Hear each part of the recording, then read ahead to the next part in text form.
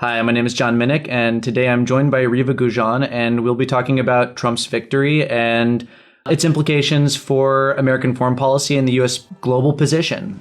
So, Reva, one thing that I think has been apparent throughout Trump's campaign is that he said a lot of things that are basically divergent from what we've come to expect from the American political class. And I think that applies to foreign policy as much as any other set of policies.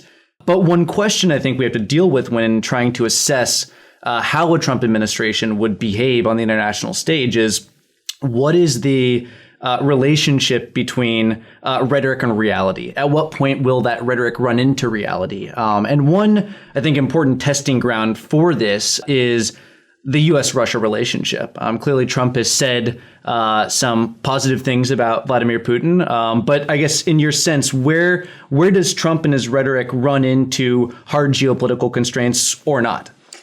Well, I think the Russia example is a good one. Certainly, Trump was sending out a lot of positive signals to Putin. There's this perception that now the United States and Russia can actually negotiate some sort of de-escalation to this very big standoff that we've seen climbing year by year. And Putin was really quick to congratulate Trump. I mean, within a couple hours of the final announcement. But he's been cautious. Both him and Lavrov, the foreign minister, are saying, look, we need to see those actions, or we need to see action, rather, not just words. And so we know that Putin is probably going to try to approach Trump and say, look, this whole conflict that we've got, this is a product of irresponsible policymaking from the establishment.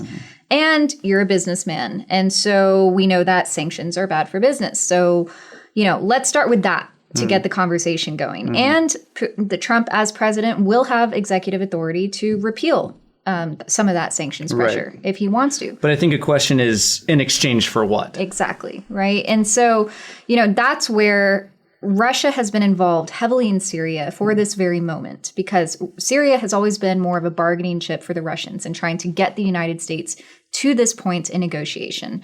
Russia's heavily involved right now in the loyalist siege on Aleppo, and militarily, there's still more work to be done there for them to maintain that pressure.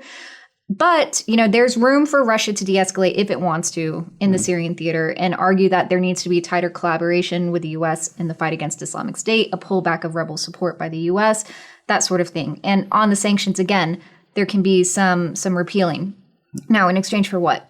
So this is on the U.S. side. This is where things get very tricky.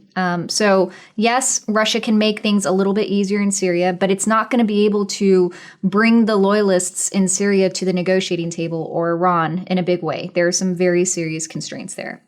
And then Ukraine, that is Putin's Mexico. And so why would Russia, when it feels like it actually now finally has a chance at negotiating and understanding with the U.S., why would it compromise its strategic position in a critical buffer state like Ukraine?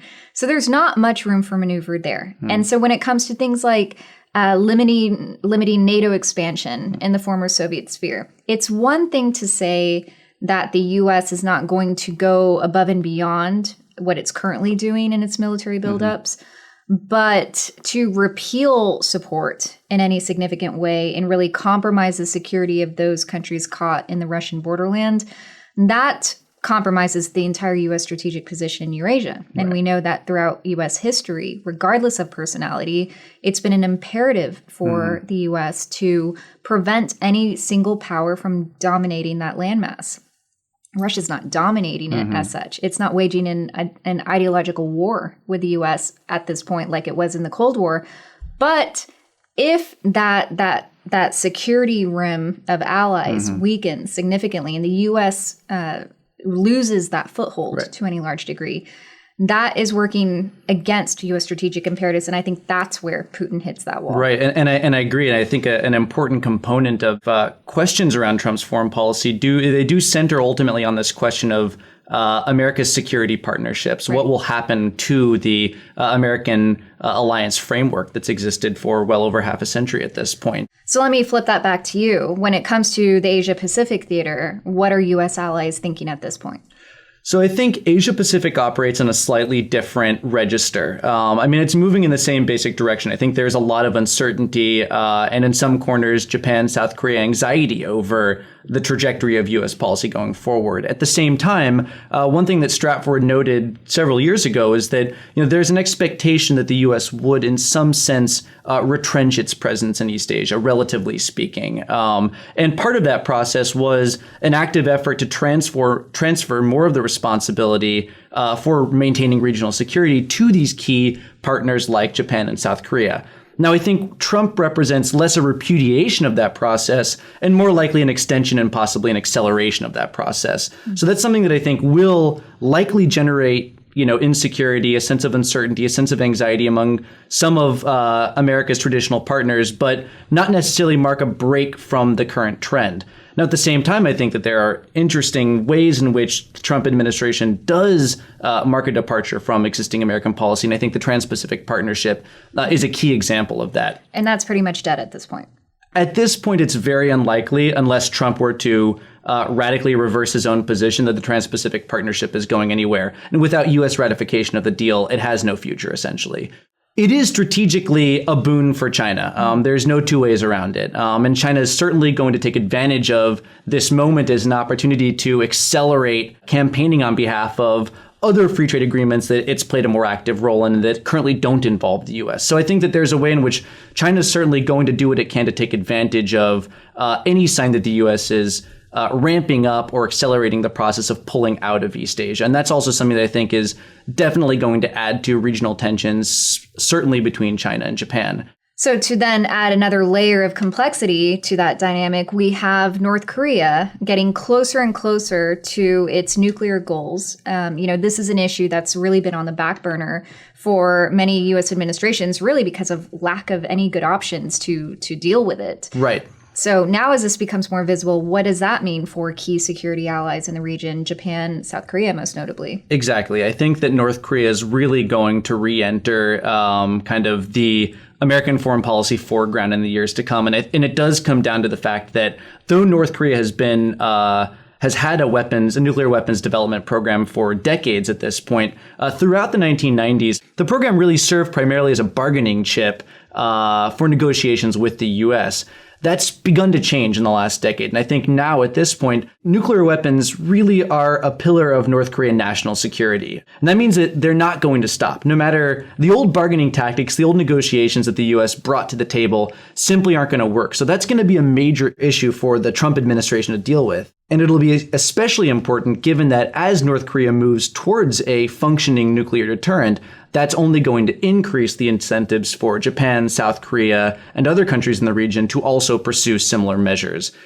So the U.S. finds itself in a position where it succeeded in preventing Iran to get the nuclear weapon, but hasn't done so with North Korea. And I wonder, do you think that that will play back on and negatively affect the bargain with Iran? This is a big question, right? What is the fate of the Iranian nuclear deal? And there is reason for concern here. And it isn't like Trump is going to, from day one, throw out this horrible deal with Iran. Certainly, there are a number of other emerging conflicts when you look at the situation in the post-Islamic State scramble, Syria, Russia, and the Far East with North Korea.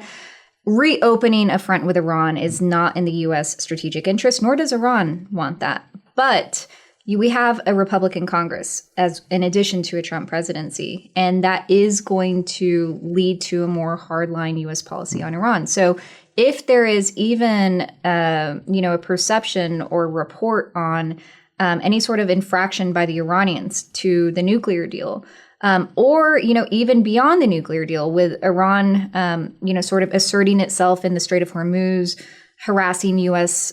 vessels, using these ballistic missile tests as a way to assert its military power, things that the U.S. does not like but are not part of the nuclear deal, that could all come back to Congress, where you could see efforts to lay on additional sanctions on Iran. That would then be perceived by the Iranians as an infringement of the deal. And even if it's not the nuclear deal itself, it's an understanding that the U.S. is going to lay off sanctions with Iran and have some sort of working relationship with the Iranians. And the reason why this gets very complicated is because we have an Iranian presidential election coming up next year. And, that's where the nationalist rhetoric and, the hardliner camp in the IRGC is relying on those more assertive tactics and standing up to the U.S. For their own political credibility. So all of that is to say, there is higher fragility when it comes to the sustainability of the Iranian nuclear deal. I don't think it's going to be, thrown out outright, but certainly it's going to see some very serious stress over the course of the year. Well, in the end, given that at Stratfor, we are students of geopolitics and we approach international affairs with a constraint space analysis framework. And the question of human agency is always one that I think we struggle with internally, trying to gauge the impact that will have. So I think the Trump presidency will certainly be an effective test of that framework. Well, thank you very much, Reva. That was fascinating. And if you would like more, you can visit our website, www.stratfor.com.